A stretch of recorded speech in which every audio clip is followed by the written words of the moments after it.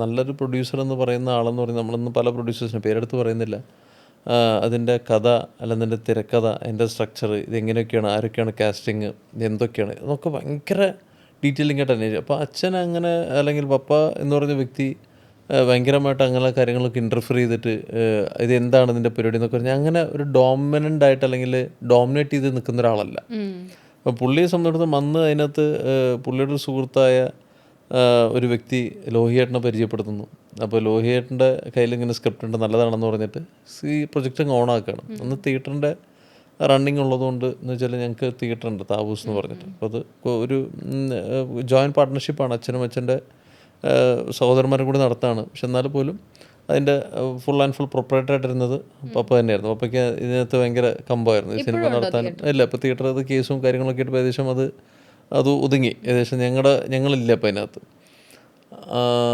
അപ്പോൾ ഈ തിയേറ്റർ നടത്തിക്കൊണ്ടിരുന്നുകൊണ്ട് അവിടെ നിന്ന് കൃത്യമായിട്ട് വരുമാനമുണ്ട്. അപ്പോൾ ഈ പരിപാടി വന്നു കഴിഞ്ഞാൽ എന്ത് പറ്റും വെച്ചാൽ ഇതിൻ്റെ ഒരു ഫോർ എക്സാമ്പിൾ നമ്മൾ ഒരു 15 അല്ലെങ്കിൽ 20 ലക്ഷം രൂപയ്ക്ക് തീരേണ്ട പരിപാടി അതിൻ്റെ ബഡ്ജറ്റ് അങ്ങ് വിട്ടുപോവുകയും ഷെഡ്യൂൾ ബ്രേക്ക് ആവാതിരിക്കാൻ എപ്പോഴും പ്രൊഡ്യൂസർമാർ ശ്രദ്ധിക്കും.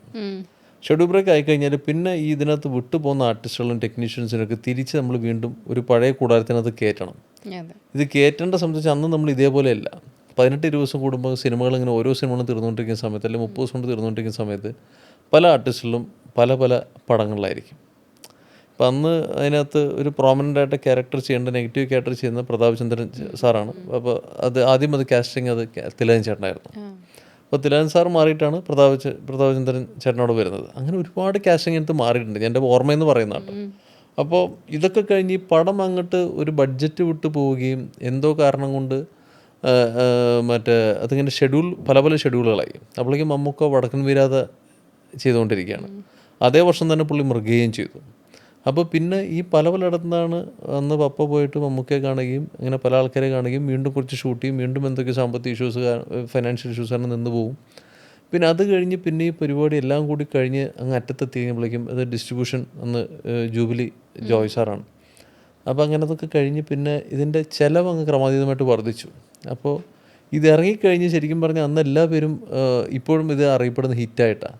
പക്ഷേ ഞാൻ അന്ന് കണ്ണൂർ സ്കോട്ട് ഇറങ്ങിയ ദിവസം ഈ ക്ലബ് എഫ് എമ്മിൽ പറഞ്ഞ ഇൻ്റർവ്യൂ ഭയങ്കരമായിട്ട് വൈറലാവുകയും നമ്മൾ വൈറലാവാൻ വേണ്ടി പറഞ്ഞാൽ നമ്മുടെ ഇമോഷൻ്റെ പങ്കുവെച്ചാണ്.